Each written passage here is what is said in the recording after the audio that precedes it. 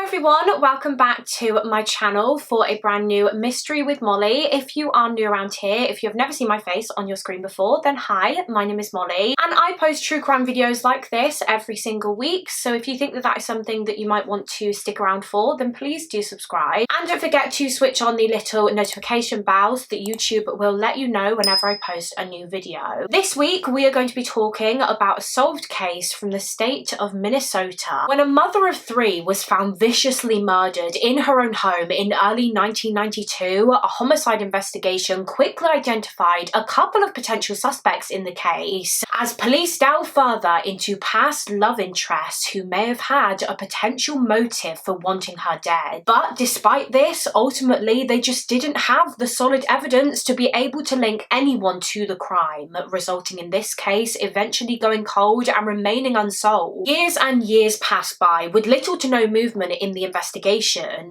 but then, approaching nearly an entire decade after the crime, police randomly received a tip from a member of the public which broke the case wide open and pointed the finger of suspicion at an individual that no one could have seen coming. This individual was thought of by everyone in the local community as being a model citizen, this nice, friendly, church-going family man. However, this was all a facade, a mask that he would wear to cover up the fact that in truth that he was a sexual predator and a cold-blooded killer. Join me as we delve into the tragic case of Linda Jensen. But quickly before we get into the case, please listen carefully to the following. This video contains heavy themes such as rape, sexual assault, and domestic abuse and violence. Viewer discretion is advised. So for this week's case, we're going back more than 33 years ago now to February of 1992 in Big Lake, which is a city located in Sherburne County in the state of Minnesota in the US. And this is Linda Jensen. She was a 39-year-old woman who lived in Big Lake with her family. Born Linda Elizabeth Halverson on the 16th of June 1952, Linda was originally from the city of Minneapolis, Minnesota. Her parents were called Howard and Nancy Halverson, and she was one of 4 children. She had a sister and 2 brothers, I believe. I couldn't actually find the names of her brothers anywhere online, but I know that her sister's name was Sandy. She was Linda's big sister, and Sandy described Linda as just always being such a vibrant and outgoing young girl growing up. They had a very happy, normal childhood in Minneapolis, and Linda was such a carefree child. She was said to have been full of life, very energetic, very sporty. Her sister Sandy said that you would often find Linda climbing a tree. She loved to run, she loved to swim, she loved horse riding, speed skating. She was always just a very, very active person, always on the go. She just had boundless amounts of energy, it seems, and this continued into her adulthood. She always kept a very fit and healthy lifestyle. By the time this case occurred in 1992, by the time Linda was 39 years old, she was married. She had a husband named Charlie Jensen, so obviously when they married, Linda Halverson became Linda Jensen, and the two were actually childhood sweethearts. They'd known each other since they were kids because the Halverson family used to take trips to this cabin every summer. They would rent this cabin, and Charlie's parents were the ones who owned the cabin, and so that was how the two met and became close. And eventually they fell madly in love with each other, and in 1971, when Linda was only around 18-19 years old, the two married. They became husband and wife, and 2 years after they married, in 1973, they welcomed their first child into the world, a little baby boy who they named Andrew. And Linda just seemed so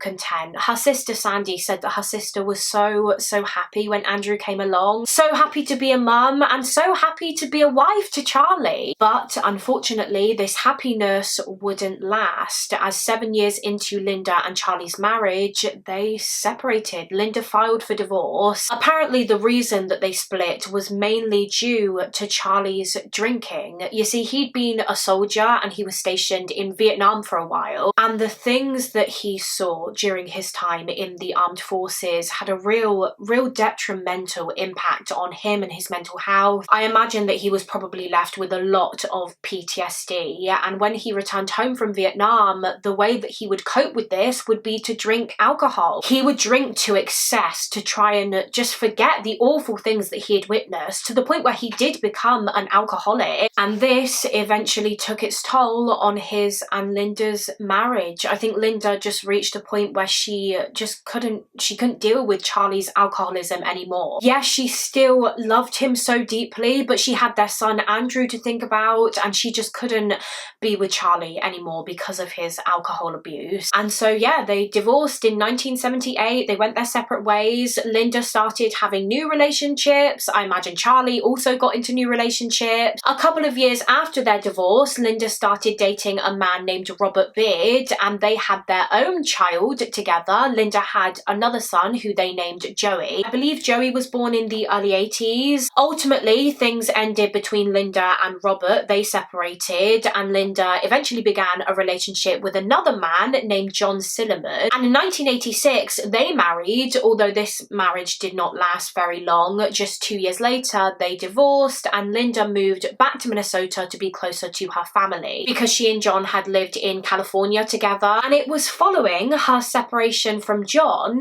when in 1990, Linda kind of rekindled things with her first husband, her childhood sweetheart and the father of her first child, Charlie Jensen. Upon moving back to Minnesota, Linda and Charlie reconnected. I mean, they'd always stayed in touch, obviously, because they had a child together, Andrew, so they had to stay in regular contact because of him. But yeah, by 1990, Linda and Charlie had kind of found their way back to each other romantically. By this time, Charlie Jensen was no longer drinking alcohol. He'd worked really hard on his sobriety and was trying to have a fresh start. And I think Linda and Charlie just ultimately realized that that deep love that they had for each other never really went away. It was like they still had that invisible string all these years that they were apart. And so when they found their way back to each other, they actually decided to remarry. Charlie and Linda married for the second time in April of 1991. Specifically, they married on the 4th of April because that would have been their 20th wedding anniversary. And by the time they remarried, Linda was actually already pregnant with her third child, so her second child with Charlie, and she gave birth to a daughter named Lisa just 2 months after they tied the knot in June of 1991. So now Linda and Charlie had a family of 5. They had their eldest son Andrew, then Joey, and then baby Lisa, and the family lived in a lovely house in Big Lake. And Linda was just so happy, so content once again. She adored this little family that she had built. Her life was exactly where she wanted it to be, and at 39 years old, she was looking to the future, looking forward to spending the rest of her life with Charlie and watching their children grow up. However, as it turns out, Linda would never get to see the future, barely get to watch her children grow, as in February of 1992, life for the Jensen family was suddenly turned completely upside down when tragedy struck and a 911 call was made. The date was the 24th of February 1992, a day that initially seemed to be like any other for the Jensen family. It was a Monday and Charlie Jensen was due to be at work that morning, so he got up, got ready, said goodbye to his wife Linda, and he left for work at around 6:45 a.m, leaving Linda in the house with their 9-month-old baby Lisa and 9-year-old son Joey. Their eldest son Andrew, I believe, had moved out by this point. Obviously by 1992 he would have been around 19-20 years old, so yeah, I think he'd moved out, but he was still living nearby. Once her husband had left for work, Linda was tending to her baby girl and obviously 9-year-old Joey. She was getting Joey ready for school, and he left the house about an hour later at 7:45 a.m. I assume he was catching a school bus or something, meaning that it was just Linda and baby Lisa in the house all day. I mean, again, it was a day like any other, really. Whilst Charlie would go out and work in the week, Linda would stay home and look after Lisa. Charlie did try to call his wife a couple of hours after he left the house at around 9:45 a.m. However, he got no response. Linda didn't pick up the phone. He tried a couple more times over the next few hours, but again, he received no answer, although I don't think he really thought much of this at the time. I mean, I think he was a little bit annoyed initially, believing that Linda was ignoring his calls for some reason, but you know, she was probably just busy with the baby, and so Charlie carried on with his work day. Charlie arrived home from work shortly after 4 p.m. that Monday afternoon. However, oddly, when he walked into the house, he found the two children, 9-year-old Joey and baby Lisa, just unattended. Joey had only recently arrived home from school and he was sitting at the dining table doing some homework, and 9-month-old Lisa was sitting in her playpen crying. And what was really strange was that Charlie noticed that Lisa was still dressed in the same clothes that she'd had on that morning when he'd left for work, which was very odd. You know, usually babies have to be changed quite a few times a day because they have accidents and they can be sick on their clothes. So something just seemed off here. Something wasn't right. Why were the kids just on their own in the house? Why wasn't Linda with them? So confused, Charlie started looking around the house for Linda, going into every room, calling her name, and eventually when he reached their bedroom, he made the most horrifying discovery. Charlie walked into their room and lying on the floor beside the bed, he discovered the nude body of his wife, 39-year-old Linda Jensen, and she was dead. She was dead and covered in blood. It was clear that something truly vicious had happened to Linda. She'd been brutally attacked in her own home. So in a state of disbelief and pure panic, Charlie Jensen immediately grabbed the phone and he called 911, telling the operator that his wife was dead. She was cold to the touch. Emergency services were immediately dispatched to the scene. Charlie and the kids were rushed out by the police as the home was cordoned off. Officers observed Linda's dead body on the floor in the bedroom, and it was clear just from looking at her body what had happened here. She'd clearly been the victim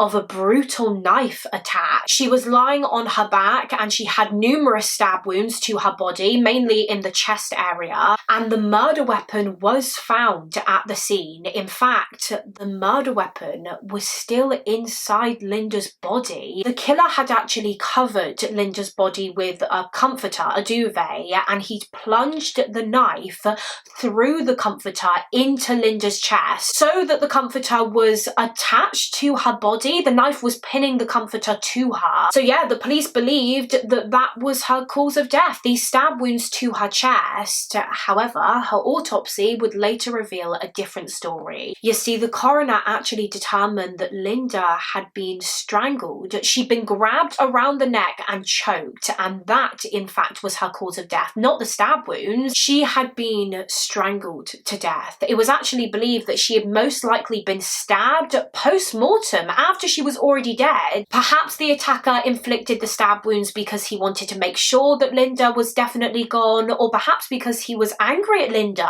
He felt so much rage towards her for whatever reason, and he was taking this rage out on her corpse with every jab of the knife. Speaking of the knife, by the way, it actually belonged to Linda. The killer didn't bring it to the scene with him. It came from a knife block in the kitchen of the home. So yeah, he didn't come to the scene armed. Of course, given the fact that Linda was found naked on the floor, the police strongly believed that this crime was likely sexually motivated, and this was also confirmed during her autopsy. Linda had been raped by her attacker, and they were able to detect traces of the killer's semen on her body. As for a time of death, we know that Linda's body was cold to the touch when Charlie found her just after 4 p.m, indicating that she'd been dead for at least a few hours. And again, this was confirmed during autopsy. The medical examiner estimated that Linda's time of death was sometime between the hours of 8 to 10 a.m. that Monday morning. So not too long after Charlie left the house and went to work. And that's obviously why Linda hadn't answered his calls that morning, because she was dead. She'd been killed in her bedroom with her 9-month-old baby just in the other room. I mean, just that fact alone shows you how truly twisted and evil and callous this perpetrator was, that he can brutally strangle, rape and stab this mother of 3 whilst one of her children is in the house, and then just leave baby Lisa in the house with her mother's dead body. It defies belief, doesn't it? Now, I don't actually know if 9-year-old Joey saw his mother's body because, as we know, he arrived home from school only shortly before Charlie returned and found Linda dead. Nothing online states that Joey saw Linda's body, so I hope to God that he didn't go in that bedroom, because I can only imagine the trauma that would have left him with if he did see his mother in that way. It was clear that Linda was attacked and killed in her bedroom, as there didn't really seem to be any signs of a violent struggle anywhere else in the home. The other rooms looked relatively normal. I mean, it looked a bit messy and untidy in areas, but this wasn't from it having been ransacked or anything. It just looked like a house where a busy family with 2 children were living. Nothing appeared to have been stolen, apart from apparently the bed sheets on Linda and Charlie's bed were missing, but nothing of value was stolen, so it didn't appear as though this was like a burglary gone wrong or anything. There were also no signs of forced entry, suggesting that perhaps the killer was known to Linda. They weren't a stranger to her, and so she willingly let them in. So a murder investigation was officially launched, and police began their inquiries to try and identify the individual who committed this crime, who had cruelly taken the life of this mother of 3. And naturally, one of the very first people that they looked at was Linda's husband, Charlie Jensen. Of course, they had to investigate him as a potential suspect because he was her partner. They had had issues in the past relating to Charlie's alcohol addiction. Yes, that was years ago, but, you know, was their relationship on the rocks again by 1992, resulting in Charlie murdering his wife. So police brought Charlie in for an interview. They asked him for his account on the day of his wife's death, which we've obviously already discussed. Him leaving for work at around 6:45 a.m. and returning at 4 p.m. to find Linda dead. Now, the police did become quite suspicious of Charlie at one point during his interview, because he actually said that they might find his DNA, his fingerprints on the knife, the murder weapon, due to the fact that when he found his wife dead, he actually touched the knife whilst it was sticking out of her chest. And he also admitted to pulling down the comforter. I mean, he was probably checking to see if she was still alive, but for the detectives, they were thinking, was he just saying that he touched the murder weapon so that there was an explanation for why his prints might have been on the knife, when really he was the one who used it to stab Linda. So the police did have their doubts about Charlie Jensen and his story. However, ultimately his alibi checked out. We know that Linda had been murdered between the hours of 8 and 10 a.m. and Charlie's co-workers were able to confirm that he had been at work during that time. He'd been at work all day and he didn't leave until 4 to go home, so he didn't have the opportunity to carry out this crime. And in addition to his rock-solid alibi, he also passed a polygraph test, so that was Linda's husband, Charlie Jensen, ruled out as a suspect. Meanwhile, as the police were just getting started with their investigation, as you can imagine, news of this murder spread very quickly around Big Lake, leaving everyone in the community in a state of shock, as it was known to be a relatively safe area, or at least it was thought to be. So the fact that this kind, sweet mother of 3 had been brutally murdered in her own home, again, it sent shockwaves throughout the community. But thanks to news of this case spreading, the police did receive some tips and leads from the public, and there was one in particular which they thought may have been significant. Just the day after Linda's body was found, a woman, a mail carrier who worked in the local area, came forward to the police to say that on the morning of the 24th of February 1992, the morning that Linda was killed, she had been delivering some mail to the Jensen home when she saw this pickup truck pulling out of the Jensen driveway and driving off. This was shortly before midday, around like 11:30 in the morning, and in this pickup truck was a man. She described him as being a white man, most likely in his late 30s to early 40s. He had a, quote, scruffy beard, and the truck he was driving was like a tan colour, and it looked to be quite an old truck. So thinking that perhaps this man was Linda's killer, the police had a composite sketch of him created based on the mail mail carrier's description and it was released to the public. In addition to this, the police were also conducting door-to-door inquiries, speaking to people who lived nearby the Jensens, asking if they had seen anything or anyone suspicious that day, asking if they themselves had seen this truck driver, but unfortunately they hadn't. Police didn't really receive any significant information from neighbours, so they didn't really get anywhere with the pickup truck lead, to be honest. It kind of just seemed like a dead end. Meanwhile, investigators continued looking into other people in Linda's life, other men. They'd obviously ruled out Linda's husband Charlie as having anything to do with her death. But what about other previous love interests that she'd had? They started looking into Robert Beard. If you recall, he was the man that Linda got into a relationship with after her divorce to Charlie, and they'd had a child together. They had Joey. However, police discovered that after Linda and Robert split, they'd had a lot of arguments regarding the custody situation with Joey. I mean, Robert barely ever saw his son after their relationship ended. He didn't make much effort, to be honest. Linda's sister Sandy said that he never paid any child support or anything, and so Linda had full custody. In fact, Robert gave up any form of custody with his son. He wasn't a father to Joey at all. Joey barely knew him. However, Linda's husband Charlie did inform the detectives that in the lead up to his wife's death,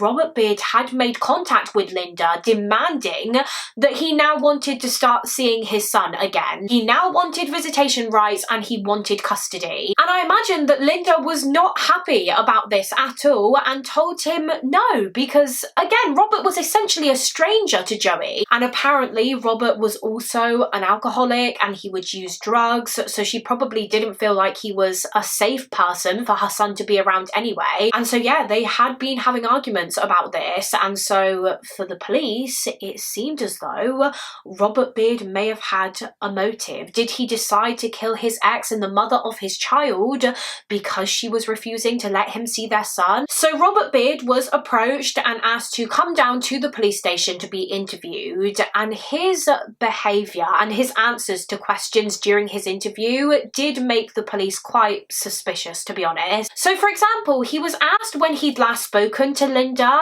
and he acted as though they hadn't had any contact in ages, that he hadn't spoken to her in a long time, which the police knew was a lie. They knew that he'd called her a couple of times in the weeks before her death to arrange to see Joey. So why was he lying? Why lie if you've got nothing to hide? He also didn't really have an alibi for the time of the killing, because he said that he'd just been at home alone that day, so you know, there was no one that could verify that, confirm his movement. And he also eventually became quite uncooperative during his interview. He answered a few questions, but then he quickly got himself a lawyer and refused to say anything else, which again kind of added to the suspicion for the detectives. I mean, of course he had every right to get a lawyer and say no comment, but could that indicate that he was guilty and he didn't want to say anything incriminating? But at the same time, despite their suspicions, police had no solid evidence to prove that he'd done this to Linda, so they couldn't do anything. They couldn't arrest him. And so for the time being, Robert Beard was free to leave as the investigation continued. Next up on the potential suspect list was the other man that Linda had a relationship with after Robert and before she got back together with Charlie Jensen, John Silliman, who, as we know, she also married. They married in 1986 and were together for 2 years, and to be honest,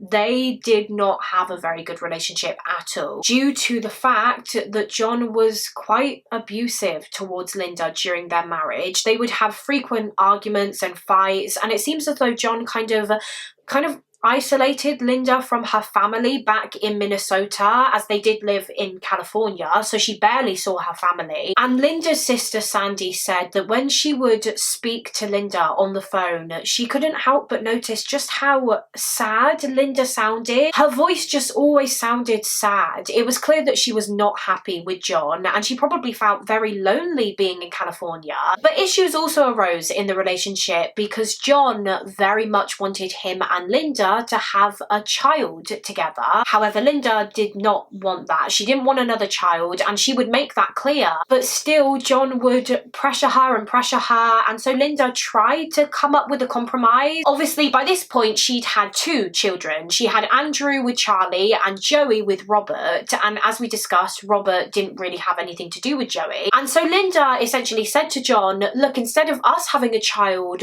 why don't you adopt Joey? His biological father isn't in his life, so why don't you become his adoptive dad? Linda hoped that if John did that, then hopefully he would drop Linda having a 3rd child when she didn't want one. And he did. John did adopt Joey, but despite this, the relationship between her and John was still very volatile, and things came to a head when John became violent towards his wife. He hit her, and Linda just knew when that happened that she couldn't stay with him any longer, so she got a divorce, moved back to Minnesota with her 2 kids, and as we know, she eventually got back together with her first husband Charlie, and they remarried. And her ex John Silliman was furious when he learned that Linda and Charlie fell pregnant with baby Lisa. He was so angry because he'd been asking her to have a baby with him and she refused. He probably realized that it wasn't that she didn't want another child, she just didn't want one with John.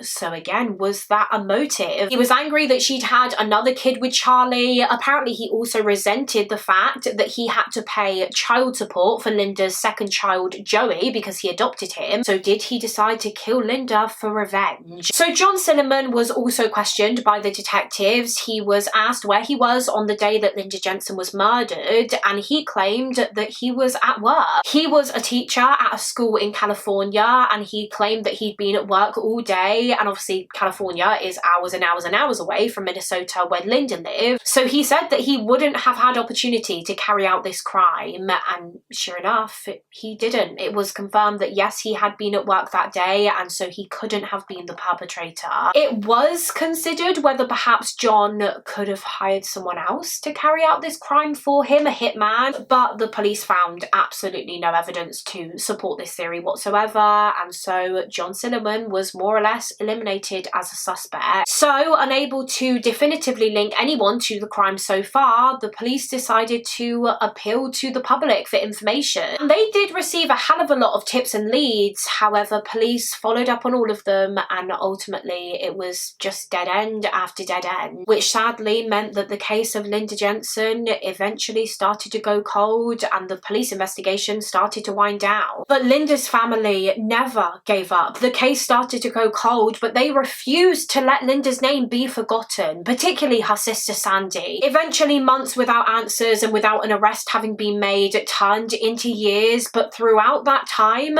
Sandy constantly kept on at the police to keep looking into her sister's case. She would literally ring the sheriff's office multiple times a week, every single week for years, asking for updates. She made effort to spread awareness of Linda's murder in the media. Sandy refused to let people forget her sister, let people forget what happened to her, because she said that after her little sister's death, when she looked at her in her coffin, she made a promise to Linda that she would never give up. She would not rest until the man who took her life had been found and sent to prison, until she had justice. And thankfully, Sandy's hard work and determination eventually paid off when 7 years after her sister was killed in 1999, a new sheriff with the Big Lake Police Department decided to reopen the Linda Jensen homicide investigation. They put out a fresh appeal to the public along with a $5,000 reward for information, and police also turned to DNA and forensic technology, which had advanced and progressed a lot in the last 7 years. Back in 1992, this kind of science was still relatively new, and whilst they did have samples of the killer's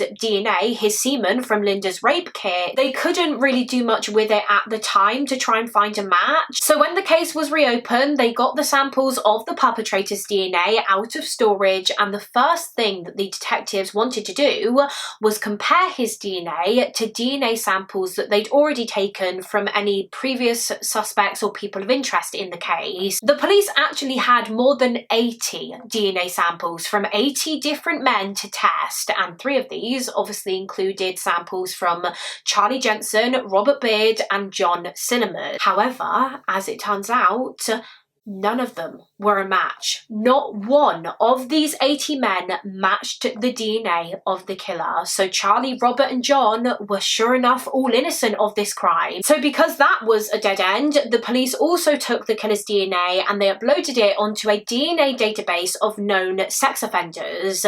But surprisingly, again, no match. The murderer's DNA was not on there, which of course was really disappointing. I think the police thought that DNA would finally bring them that big step closer to identifying the killer, but without a match, they were still clueless as to who committed this crime all those years ago. And so sadly, the case once again reached a bit of a standstill, started to go cold. But thankfully, it wouldn't remain cold for another 7 years. Just the year after it was reopened in 2000, there was a development, a huge development in the investigation, as police received a tip that would turn out to be an enormous breakthrough. It was a tip that was reported by a woman named Angela Hennon, and she contacted the police and basically said something along the lines of, look, I think I may know of someone that you should investigate as a potential suspect in the murder of Linda Jensen. I've had this inkling for years now that he may have been involved in what happened to her, and I've never told anyone, but I can't keep it to myself anymore. I need to tell you just in case my inkling is correct. Angela told detectives that the man she suspected as being Linda's possible killer was named Kent Richard Jones, and he was an ex of hers, an ex of Angela's. And it turns out that Kent Jones's name was actually in Linda Jensen's case file from 1992, but not because he was ever considered a suspect. He was actually a next-door neighbour of the Jensen family. Kent Jones was known as being a very nice, respectable family man back in the early 90s. He was married, he had a wife named Deborah, and they had 4 children together. The family would often go to church, they were very religious, and Kent Jones was also the Boy Scout leader in Big Lake. Honestly, to an outsider's perspective, again, he just seemed like a nice, friendly, gentle family man who was actively involved in the local community. But when the police received this tip from Angela and they started looking further into Kent Jones, they started getting an inkling themselves that she may have been right. He very may well have been the perpetrator. They looked to see if he had a criminal record, and he did. They discovered that he had a previous conviction for fraud, insurance fraud. Basically, he used to have this storage unit which he would keep a load of his belongings in, and one day it caught fire and everything inside of the unit was destroyed. Now, Kent Jones tried to claim to the insurance company that the items inside of the unit were worth thousands and thousands and thousands of dollars. Hundreds of thousands, I think. However, he'd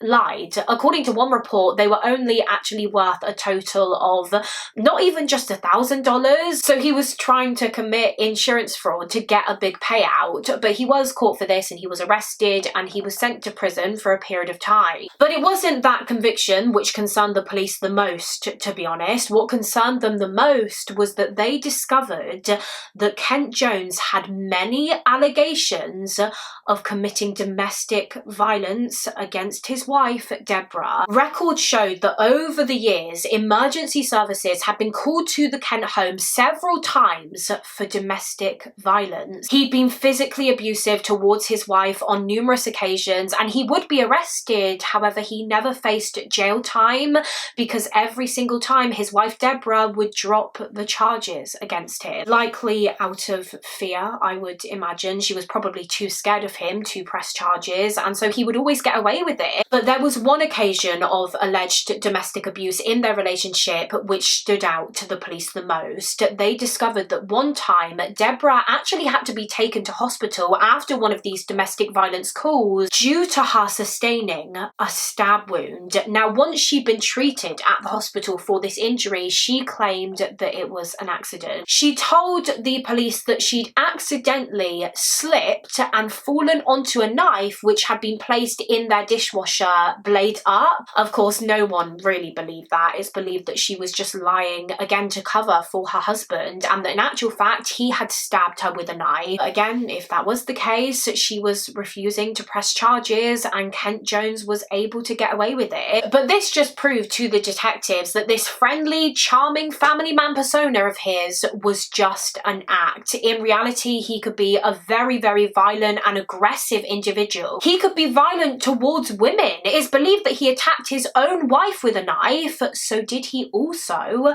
attack his neighbour, Linda Jensen? Was Kent Jones the man that raped, strangled and stabbed Linda Jensen all those years ago, back in 1992? Now, of course, because the Jones family lived next door to the Jensens back when Linda was killed, the police did go to speak with them and take a statement from them at the time as part of their door-to-door inquiry, which is why Kent Jones's name was in the old case file. Shortly after Linda was murdered, officers knocked on the Joneses' door and they asked Kent Jones and his wife Deborah if they remembered having seen anything or anyone suspicious on the day that Linda Jensen had been killed, but they claimed that they hadn't. Kent told the officers that he didn't even know his neighbour Linda, and he claimed that at the time that she was murdered he was just at home, and his wife Deborah backed this up. She confirmed his story. But I mean, now this alibi, I guess, didn't really hold much weight. We know that his wife would regularly lie for him, again, probably out of fear. But like I mentioned earlier, he was never really considered a suspect or a person of interest back in 1992. Police had no reason to suspect he may have been the killer. But now, 8 years later, in 2000, they'd received that tip from Angela Hennon that she had an inkling that Kent Jones might have been the one responsible for the crime. Now, like I said, Angela was actually an ex of Kent Jones. You see, as well as being physically abusive towards his wife, he was unfaithful to her too. He had began an affair with Angela in 1992, not long after Linda was killed, and Angela informed the police that one day when she and Kent were together, she just happened to mention the Linda Jensen murder that had recently happened, because obviously everyone in Big Lake was talking about it. It was big news. And knowing that Kent was a neighbour of hers, Angela asked him if he knew Linda, which he denied. He said that he didn't know her. But Angela noticed how Kent's whole demeanour just changed completely when she brought up Linda's homicide. She said that Kent actually became really, really angry with her for bringing it up. He started shouting at her, and yeah, he just lost it, which of course Angela thought was really strange, a really strange reaction to have. But what was even stranger was that a couple of months later, the topic of Linda Jensen's murder came up in conversation again. And this time, Kent Jones said that he actually did know Linda. He now told Angela that he'd seen her jogging past his house a few times and that he had spoken to her prior to her murder. So because of this change in his story, him 1 minute denying knowing Linda to claiming that he did know her the next, Angela, again, just always had a bad feeling in the pit of her stomach that perhaps Kent had involvement in Linda's murder. Again, she kept these thoughts to herself for a long time, but yeah, 8 years after Linda's murder in the year 2000, she decided to finally go to the police and tell them about her suspicions. So now the detectives had a brand new suspect in the case, Kent Jones, and shortly after receiving this tip, detectives went to speak with Kent Jones at his address. They knocked on his door, introduced themselves to both him and his wife Deborah. He and Deborah were still together at this point. They informed the couple that they were investigating the 8-year-old cold case of Linda Jensen, and they asked Kent Jones if he knew her back in 1992, and Kent said no. He said the same thing that he told officers back when Linda was killed in 1992 during the door-to-door inquiries, that he didn't know Linda and he'd never spoken to her before. However, his wife caught him out on this. When Kent Jones said that he didn't know Linda, Deborah jumped in and basically said something along the lines of, "Oh no, Kent, don't you remember? Linda popped popped over one day shortly before she was killed because she knew you were the local Boy Scout leader and she wanted her son, 9-year-old Joey, to join the Boy Scouts. And again, detectives could very clearly see a shift in his demeanour after his wife said this. You could see that Kent was angry at Deborah for bringing that up because, like I said, it caught him out. It forced him to change his story. He now told the police that, okay, yeah, he did know Linda. He'd seen her out on runs before. She used to jog past their house. And yes, he had briefly spoken to her about her son joining the Boy Scouts, but that was it. They still barely knew each other, really. So caught out in a lie, police just asked Ken point blank if he had ever had any kind of sexual relationship with Linda Jensen, and he said no. And so they asked him if he would be willing to provide a voluntary DNA sample so that they could rule him out as having been her killer. However, Kent Jones refused. He said no, he was not willing to give his DNA. He was the first person in the police's 8-year-long investigation into Linda's murder who was refusing to provide his DNA sample, making the police even more convinced that they were finally on the right track, even more convinced that Kent Jones was the killer. Now, thankfully, detectives were able to obtain a warrant for Kent's DNA sample from the courts, so it didn't matter that he refused to give a voluntary sample. He was now forced to give one by law. And so as soon as his DNA was taken, it was sent straight to the lab for comparison.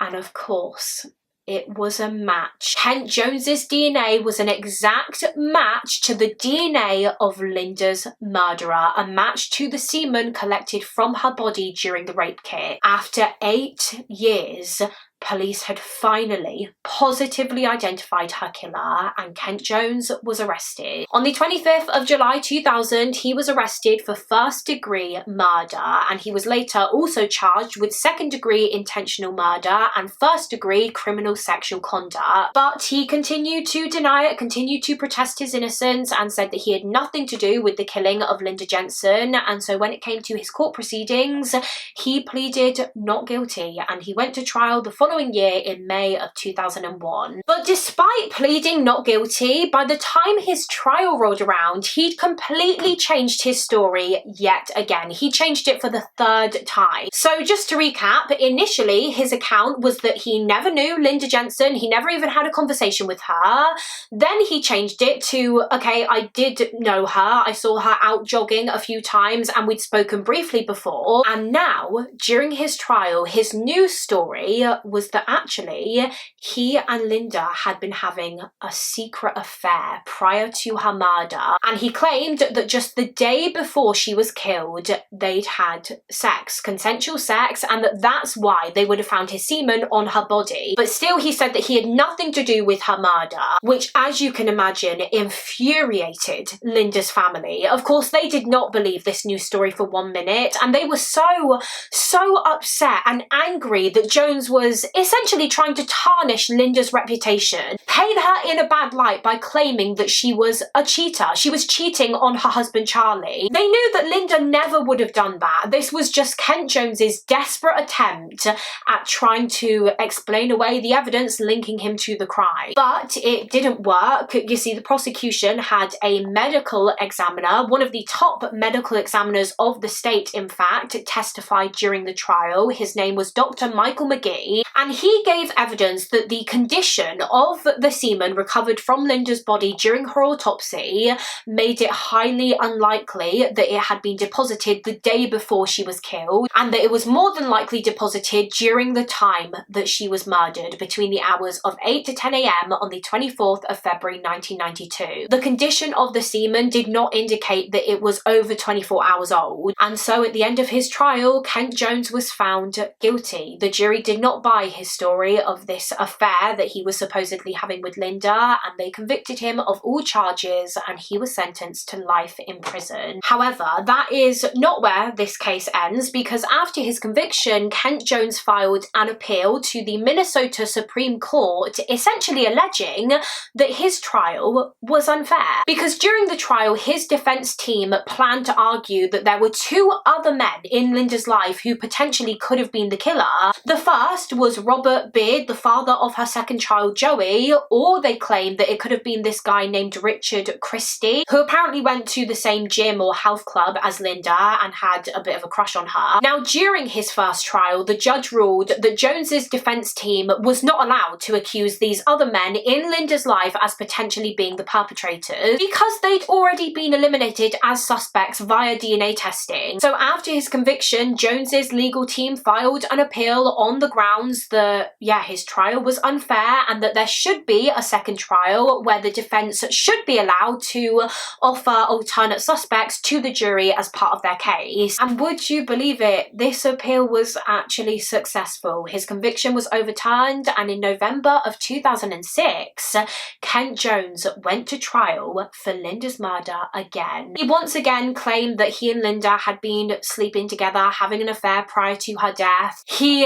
actually claimed during the second trial that he was a, quote, skilled lover. And that's a direct quote from him. He was a skilled lover. He was so skilled in bed that he was irresistible to women, irresistible to Linda. And he actually had his wife, Deborah, brought forward as a witness during the trial to corroborate this, confirm that he was a skilled lover. Although this backfired majorly because instead of agreeing with him, Deborah actually testified that he wasn't skilled in bed at all, which is hilarious, I'm not gonna lie. Anyway, he once again claimed that he and Linda had been having an affair. He changed his story again and said during the second trial that they'd had sex the morning of her murder rather than the day before now. And he alleged that Linda's husband, Charlie Jensen, may have been the real killer. With Charlie Jensen in the courtroom, Kent Jones accused him of being the murderer. He alleged that perhaps after he and Linda had sex that morning and he left,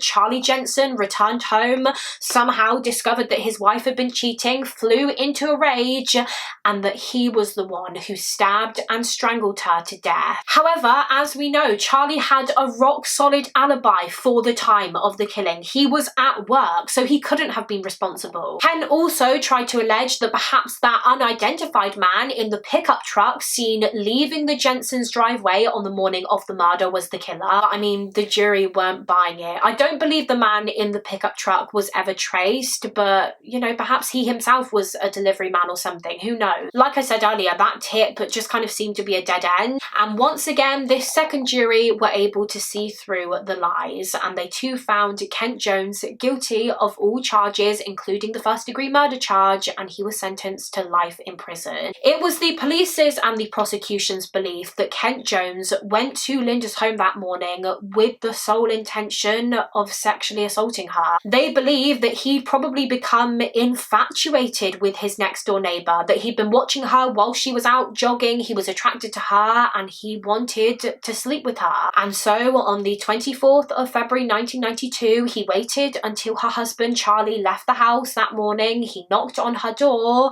and he tried to initiate sex. And when Linda said no, refused, he became angry and decided to just force himself on her, decided to rape her. And during the rape, he strangled her to death, and then he grabbed a knife from the kitchen and began stabbing her post-mortem, all whilst her little baby girl Lisa was just meters away in the same house. And then he just left. He fled the scene and acted as normal as he could and carried on with his life as normal for the next 8 years. Following his second conviction, Kent Jones once again tried to appeal, but this appeal was rejected, and as of today he is incarcerated at the Minnesota Correctional Facility in Bayport, Minnesota, and is due to potentially become eligible for parole in 2030.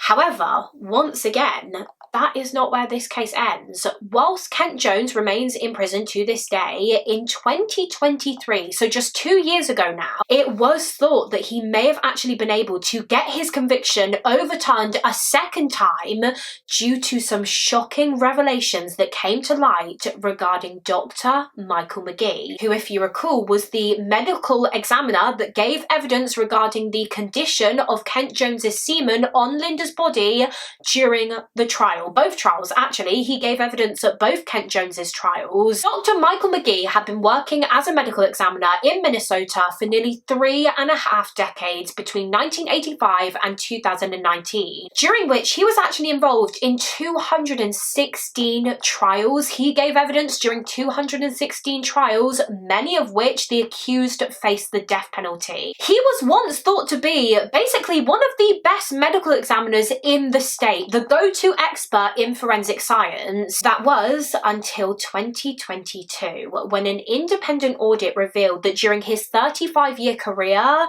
Dr. McGee's office had gone unchecked due to the fact that he was an independent contractor rather than a public service employee. So essentially he was his own boss. And this meant that he wasn't legally required to file his record. So no one could ever audit his work. But in 2022, it was discovered that as part of his work as a medical examiner, Dr. McGee would often use unreliable and inaccurate forensic tests and methods. And as he was hired as an independent contractor, it was alleged that he could essentially doctor the evidence to whatever was needed by the person hiring him, if that makes sense. The methods he would use were often heavily criticised by other medical personnel because they were so inaccurate and not industry standard. So for example, apparently one method Dr. McGee would often use during sexual assault cases that he worked on was the acid phosphatase test, I hope I'm saying that right, which is essentially used to detect the presence of semen because it reacts to an enzyme that is present in semen. However, it is a test that is considered unreliable by other medical professionals because it is only a presumptive indicator, because the same enzyme that it reacts to in semen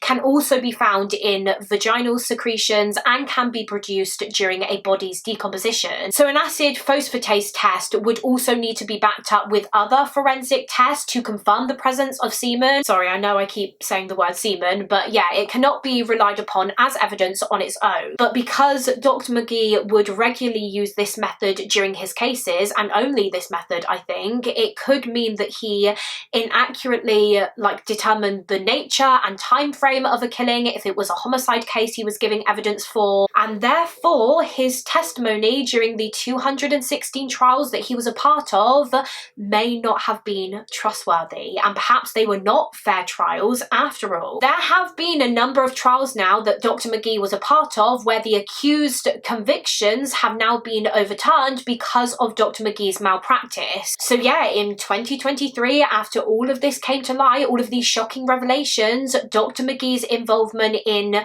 this case, in the Linda Jensen case, also came under review. Although to be honest, I couldn't really find any information online about the outcome of this review. As I said, Kent Jones still remains in prison today, so I can only assume that it was concluded that there was no evidence of corruption on Dr. McGee's part in this particular case. Kent Jones's conviction is still upheld, and yeah, he is still locked up for Linda's murder. But of course I will keep you guys updated should any more news emerge in relation to that. But a really shocking twist there. I mean, I still believe that the right person is behind bars for Linda's murder. I believe that the police have the right guy. But yeah, it's unbelievable that Dr. McGee was able to get away with carrying out these unreliable methods for so long. But that concludes this case. That is the case of Linda Jensen.